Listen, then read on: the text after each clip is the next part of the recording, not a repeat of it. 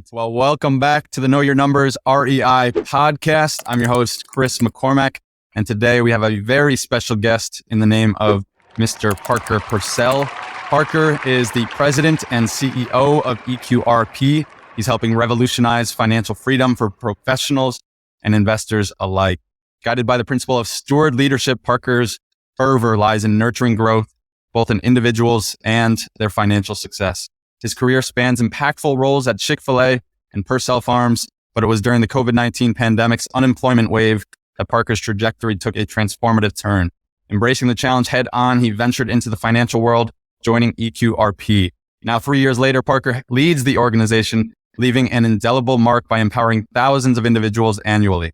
His dedication to cultivating financial liberation stands as a testament to his unwavering commitment to shaping a future where financial empowerment knows no bounds. Man, Parker, that is a heck of an introduction, and I'm excited to be alongside you today. We were catching up a little bit outside of the studio, but would love to kind of give a little bit more of an introduction from yourself personally, if you don't mind just telling listeners what it is that you are accomplishing through EQRP. Yeah, I appreciate you sharing that. And yeah, my journey is an interesting one. You know, I graduated school, went and worked for probably one of the greatest organizations in the country from a brand recognition standpoint. And it's really where I cut my teeth on leadership in a lot of ways. But then I went back to my family business, and most of my background comes in hospitality, right? And so when I went back there to go work, I really helped my father run a big project. I had FOMO, which is why I left Chick-fil-A to come back. And then COVID hit, right? I was unemployed. I went and pressure washed for about 8 months with a buddy of mine and had the fresh start to go get into something new. And you know, finance was something that I never saw myself in. Funny enough, my brother is actually, I'm a twin. So he started off being a financial advisor when he left and then quit after 6 months. And I was like, that doesn't look like something I'd ever want to do, but right. I'm a builder. So I saw an opportunity to step into a dynamic organization with some really great people and help build something that mattered. And for me, I had a lot of questions about money that I didn't even understand myself. And so what's awesome is coming in, and what we strive to do is empower people to take control over their financial lives. And so we, are working with a lot of people, whether they're high net worth individuals, W-2ers, solopreneurs, business owners, investors, you name it, syndicators. That's really what we're on mission to do, is help them, get clarity around where they are, help them get to where they want to go. And so now over the past 3.5 years, coming and grinding, helping build the company in a lot of ways, also being surrounded by an amazing team. I get the opportunity to lead this awesome organization. And so I am standing here only because of my people are so good. And so I almost feel like an imposter at times because my people are so amazing. And I'm like, geez, what do they need me for? Right. No, that's so good. Well, I can testify to your goodness as well. You're very out front about some of the things that you've learned along the way. And I think it comes from teaming up with people like the Chick-fil-A organization and surrounding yourself with good people at your now organization. Now, you said one thing, you like to help people take control of their financial lives, and you do that through clarity. How are you guys empowering people in their financial lives? And what are some of the things that you see people doing with maybe some traditional wisdom that causes them to lose control of their finances? Yeah. So I think the first problem that we get to address is through the self-directed retirement industry, right? That's how the EQRP was formed. And what we saw was people having this fundamental, maybe disbelief in the traditional system and them getting to where they want to go. And so where we found an opportunity was them in a traditional system with your self-directed retirement accounts, there's no control from your company 401k. It's just there, and you hope that it gets to where you want to go after you've worked 30 years. And then, we all know kind of the cycle of how the traditional system works. So the self-directed retirement industry, it's very niche. And I'd argue that up until about 2020, nobody really knew a lot about it because, a lot of people were okay with how things were going. But then COVID hit, the world turns upside down. They're scrambling for resources. And so the retirement money is not separated from your current lifestyle, right? It's a part of what you're doing. And so for us, people said, hey, I've got this bucket here. I'm not confident in the way things are going, being just limited to Wall Street assets, but I actually want opportunity to go invest in syndications and real estate, go private lending, you name it, right? And so for us, getting to come alongside them and say, hey, okay, here's the chunk of money that you have. Let's get clear about what's happening in your life. What are you trying to do? And then giving them a roadmap on, okay, well, if these are the things you want to accomplish, then here's a way you can do it with these resources, and just giving them the confidence that, hey, you can do it. Mm-hmm. And a lot of people in the traditional system that are tied up in it, whether they're making fees off of you by leaving your money with them, you name it. They don't have really any gumption to push you outside of the normal system because it doesn't benefit them. And it's risky to them because they don't understand how it works. So risk is all relevant to experience. And I would say if someone says it's risky, well, then I would be like, well, how much knowledge do you have about this asset class? And if they're like, well, I've got, a little bit. Well, your opinion doesn't necessarily matter because if you had a lot, then I'd be like, okay, yeah, maybe you're right. But, just to keep me trapped where I am when I feel like I need to go out, like it's wrong. So, right. Oh, that's so good. And do you find that a lot of people are like, this is the way that people take their foot and get a step into real estate? Or do a lot of the people that you're working with already have a real estate portfolio and they just have this 401k that's sitting around and they want to make better use of it? Yeah. I mean, we get a plethora of people, right? We get really experienced people that are either syndicators and they want to put their retirement money to work in other asset classes that they know, or there are people who are watching their friends do it. And they're like, hey, I want to start trying to do it a different way. So the knowledge level is different. But to answer your question specifically is the people that come in are looking for a deal or they have one that they want to put that money to work. And two, what's great is the retirement money sitting on the side. So if they're, W-2 or they have a lot of other old 401ks or traditional IRAs laying around from other jobs or things they contributed to, they're looking at that money as like, it's not in their bank account, right? It's for a future date. So putting that money to work in an asset that's going to, have your traditional 3 to 5 year turn, that's going to spit off, quarterly distributions, whatever. That's great for them. And if they trust it, then it's like, oh, well, I don't have to worry about it. I can just put it to work in something else other than, stick it in some stock somewhere. And, I like real assets and a lot of our members like real assets. So if I can invest in something and then literally go walk up the street and go look at it, it's like, cool. Like I know what's happening, but I don't know what's happening in these massive organizations. Like, so. Right. And I think, a lot of people, there's been articles recently about just society's distrust for big government or big corporations. And it sounds like you are kind of empowering people to take another route. And do you find that you're able to build trust, or how do you go about building trust as people are moving from a lack of trust and looking to another avenue that they might be new to?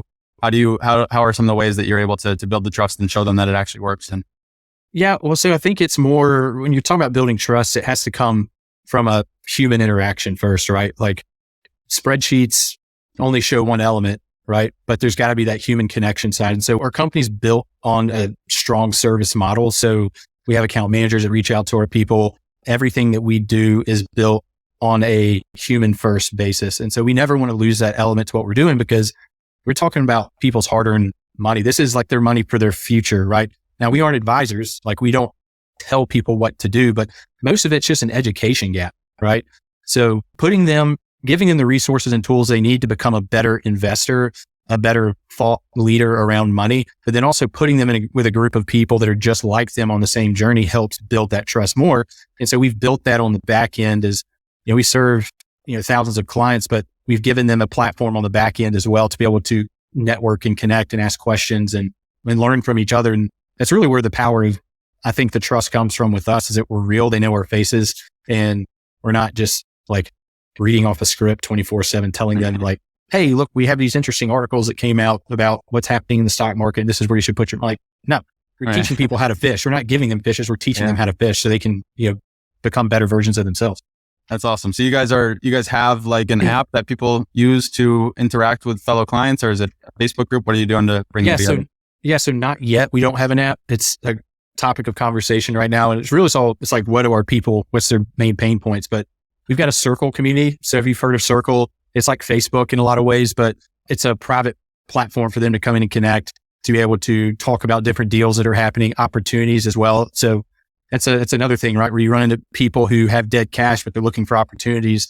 And that's a big gap in this space of self-directing retirement is a lot of people come in, we'll just say have $250,000 and they put 50 to work, but then that other 200 just sitting there and they don't really necessarily know what to do with it next. So we're trying to help guide people on where to find the answers that they're looking for, give them the information to make the best decision, but we aren't making the decision for them, right? We want them to see that vacation and get there as quick as possible. So we're just kind of brokering that lane for them, whether it's meeting with the people, opportunities to go, put their money to work in other assets, or just connect with other unique people that are doing the same thing.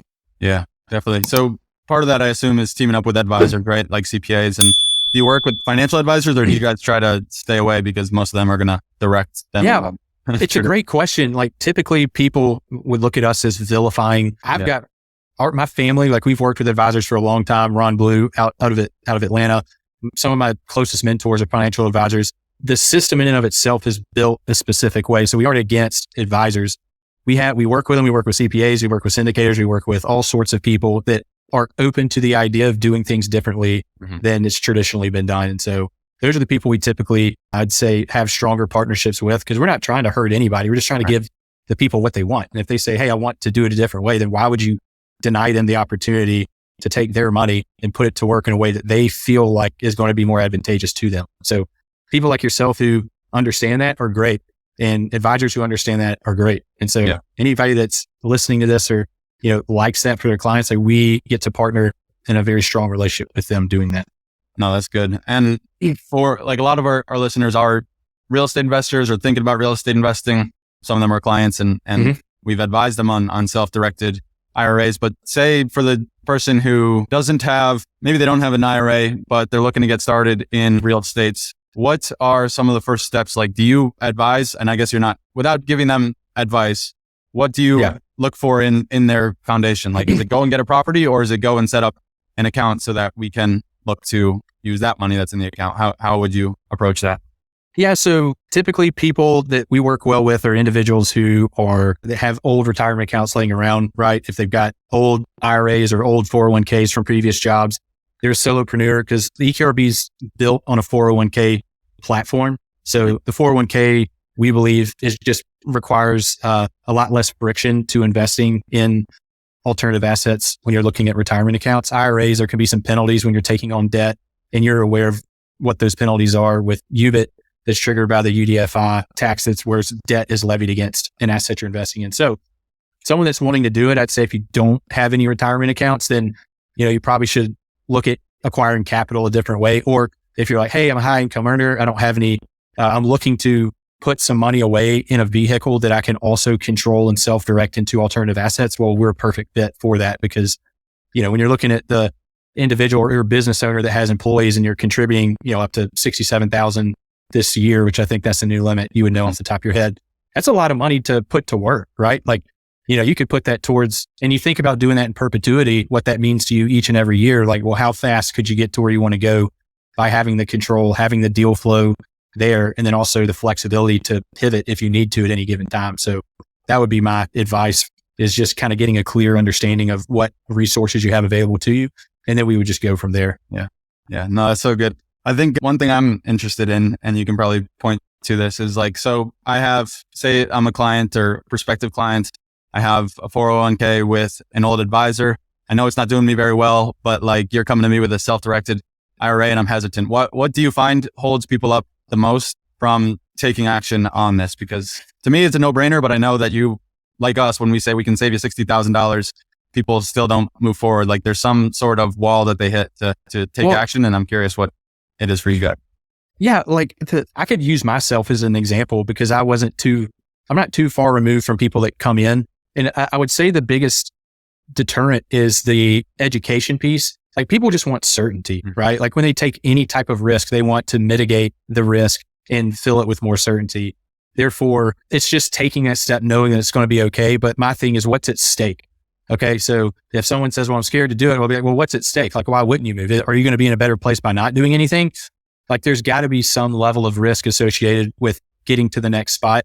My granddad used to say, scared money don't make money. And so I don't say that in a way of like, oh, just be frivolous. But if you have a deal that or you're pretty certain about, and just taking that money from one place and putting it to work somewhere else, it's like we take care of all the brain damage for our people. So really all you have to think about the second that you're like, hey, I want to do this, well, then it's just a really easy transfer to get you to a point to where you're able to send that money out and put it to work and then not think about it, right? Mm-hmm. Just take heart in most places they'll give you the tool, but they won't give you the path. And so for us, we've built our company in a way that helps provide clear pathway for our people, and the confidence that we can give you all the education you need to feel good about the decision that you're making. So that's what I feel like is the biggest deterrent, is just like, I don't know how to do it. It's like, well, don't worry about it. We do it for you. Yeah. And change.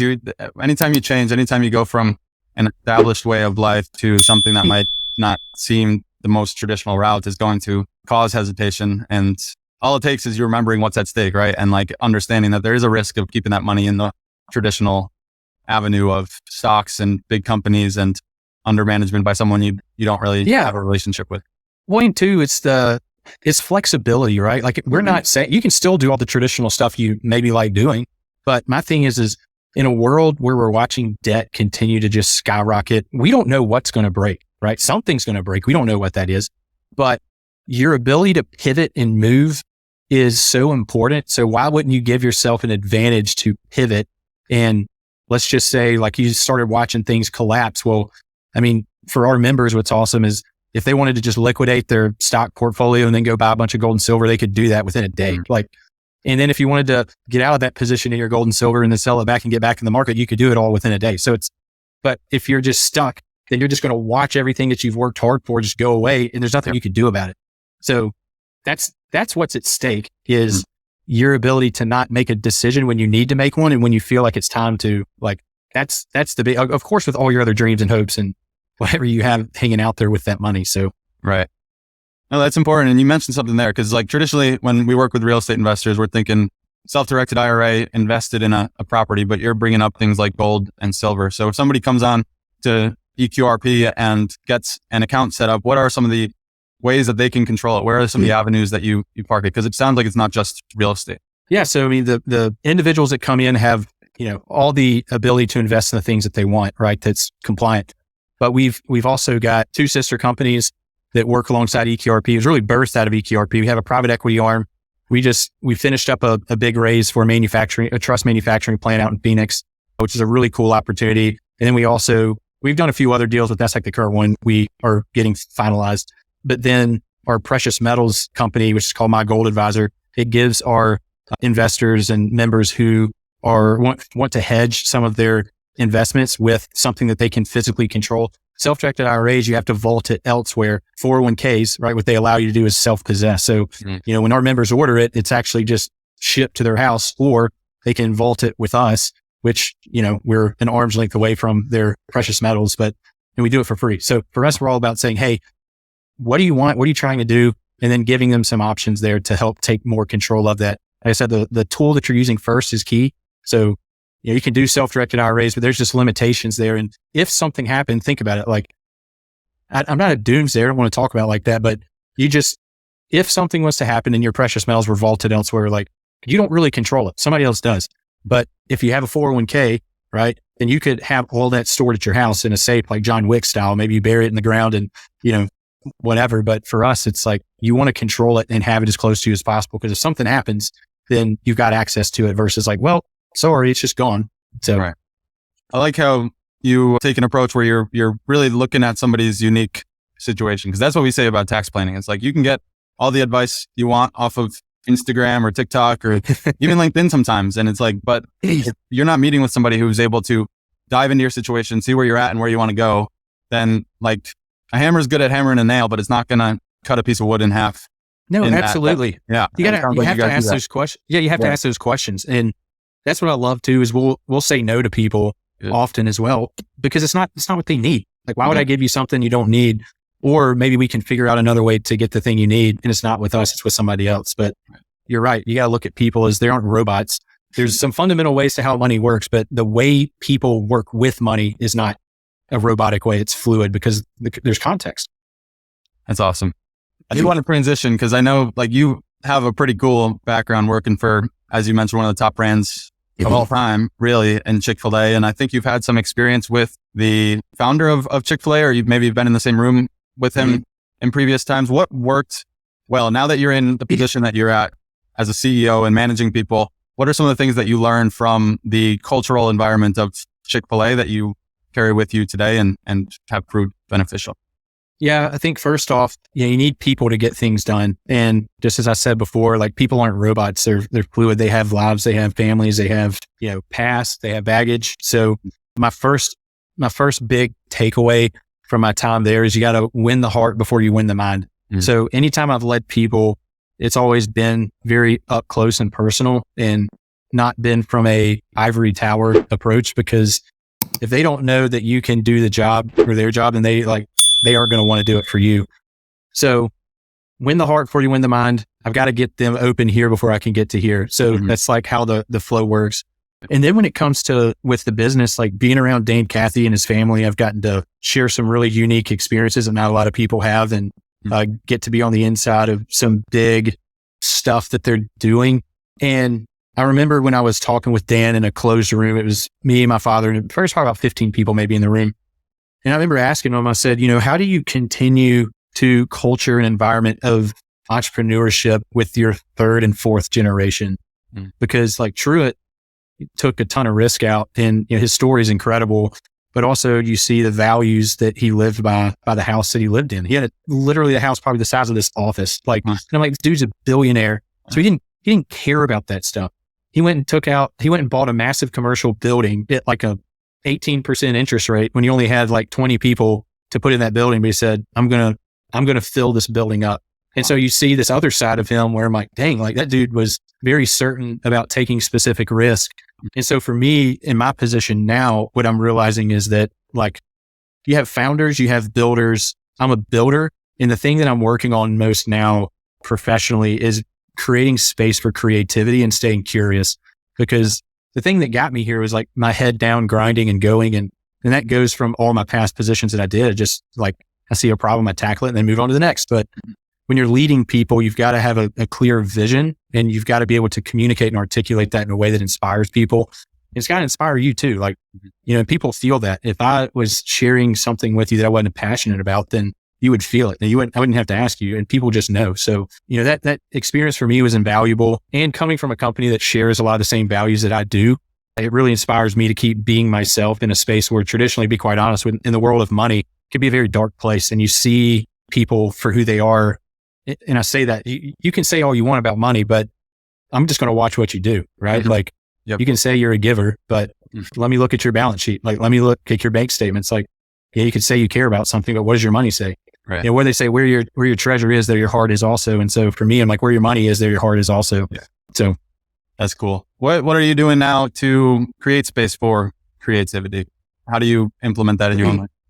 Yeah, it's great. For me, it's just slowing down and telling myself it's okay to take half a day to just think. I think a lot of times, like I feel like if I'm not doing something with my hands and I'm not being productive, and also bringing other people in the room, like I don't have all the best ideas. And so I've got a lot of creative people here with a lot of great ideas. And so funny enough, over the next couple of weeks, I'm going to be implementing a 30-minute session for people to come together and start thinking about how might we continue to build something for our people that they want, right?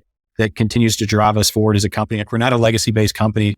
The fact we get to be pretty nimble is awesome, but to just ask, there's no bad ideas. Let's just throw it all up there. Like how could we reimagine and redefine our industry if we did something another way, right?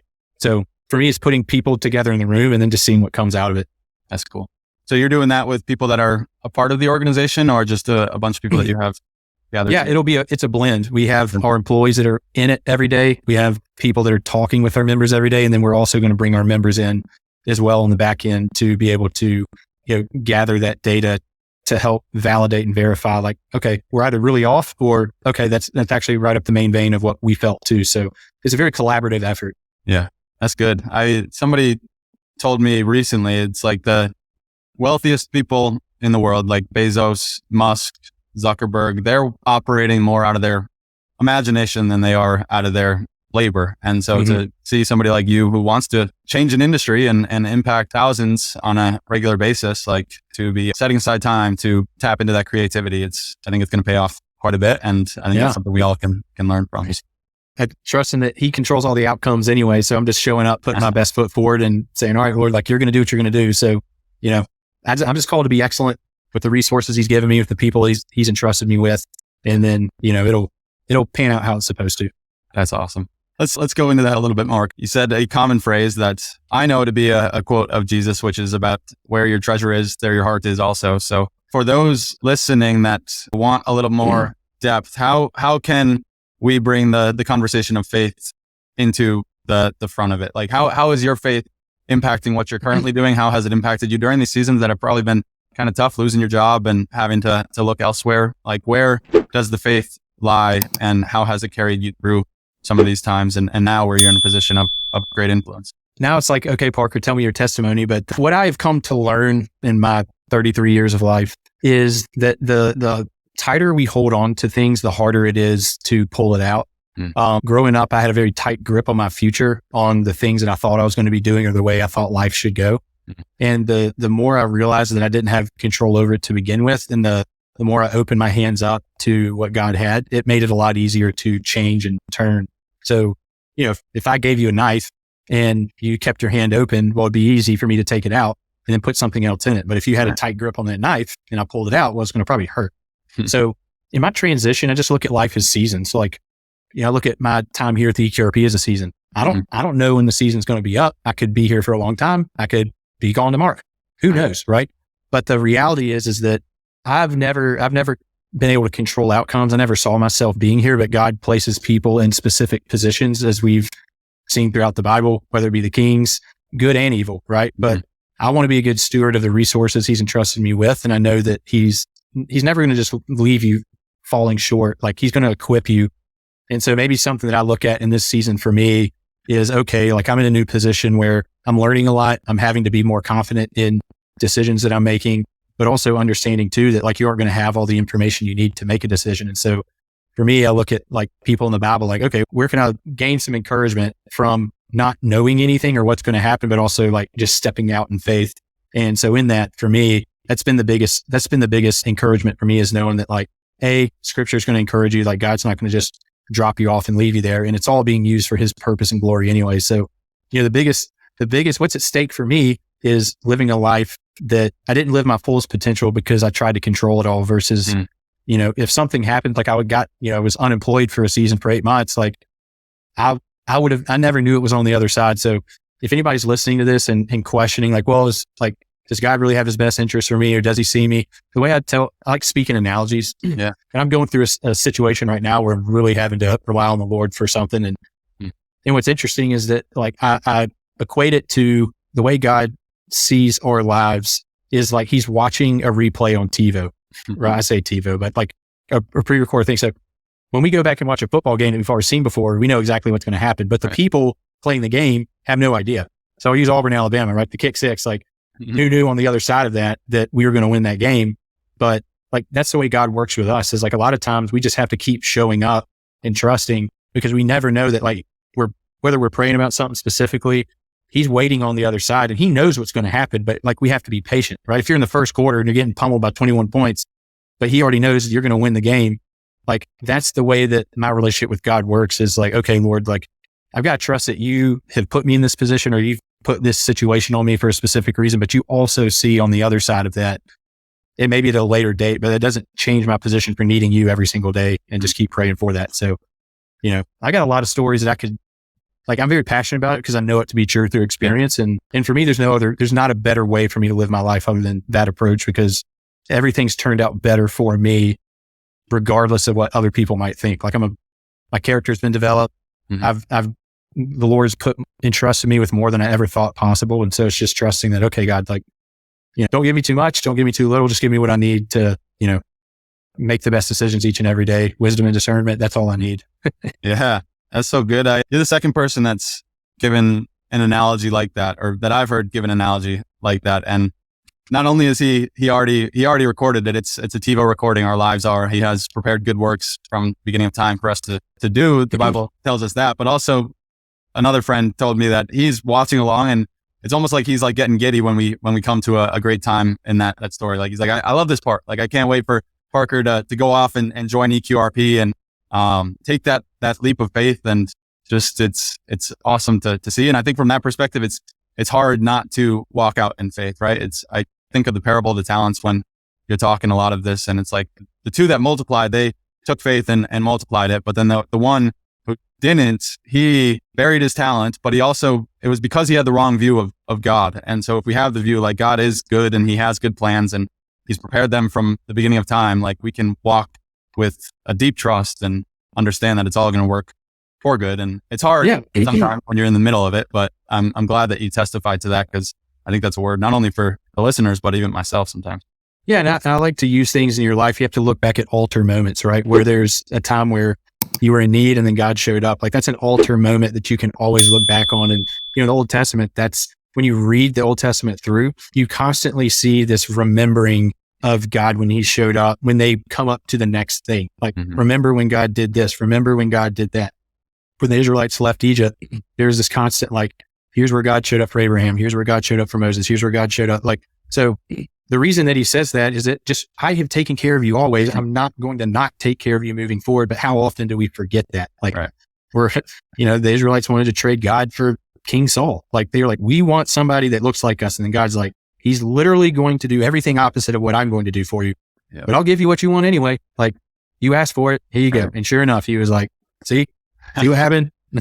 Oh man, that's good, brother. I'm so glad that you got to share that. And it's true. Even David too in Psalms is just remembering what God's done. And I shared that on a recent podcast that I was in. And so it's cool to hear that you're kind of remembering the same thing. Remember, Ephesians tells us the helmet of salvation, like, cover your head with all that God has done to bring you to this point. So that's awesome, Parker. Well, I'm excited for you. I think you guys fill a great need in the financial marketplace. I mean, I think we're seeing a shift in people's approach to finances. As with a lot of things, we're in pretty crazy time. So any last minute thoughts on the topic of finances, taking control of your finances, that you think people in the real estate space or looking in the real estate space or just looking to save on taxes that might be listening to this? Any parting words of advice or things that you might think they need?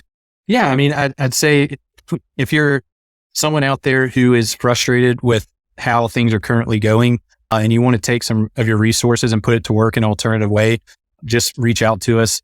Our whole component is to help do it with people. So if you're a self-responsible individual, you just need some help on getting there and getting the confidence. That's what we specialize in, whether you're an investor or you're a business owner, solopreneur, W-2, or you name it. It just starts with asking the questions first. And so for us, like, that's where we want to begin with, is just get a clear reality of where you're at, what you're trying to do, and then help provide the quickest path for you to get there with the least amount of brain damage possible. So you can visit us at EQRP.com. We've got some resources there. Also, we got a newsletter that we send out every week. You can go to turnkeyretirement.com. It's a really fun thing I get to put out. So yeah, we have podcasts, all sorts of stuff, but that's my parting thoughts. That's awesome. No, I appreciate that. Frustration is real, especially in the financial and tax world. We found that a lot of people are frustrated with the amount that they're giving the government. So if you're looking to save on that, reach out to Parker and the team at EQRP. Parker, people can reach you on LinkedIn. I know that for sure. You're pretty active on LinkedIn. What about other spots that if they want to reach out to you directly, any good places to find you? Yeah, LinkedIn's where I'm most active. So you can reach out to me there, but just go to EQRP.com, reach out to us there. Our team will get with you. And those are the two places you can find us. I do have a Twitter account. I really do it for news consumption more than anything. I'm not super active on it. So those are the spots you can find us. Awesome. Well, thank you, Parker. This was a great episode of the Know Your Numbers REI podcast. If you're a listener, go check out Parker and the EQRP team at the links in the show notes, and we'll be sure to catch you on the next episode. Parker, appreciate you, brother, and look forward to what's next. Thank you.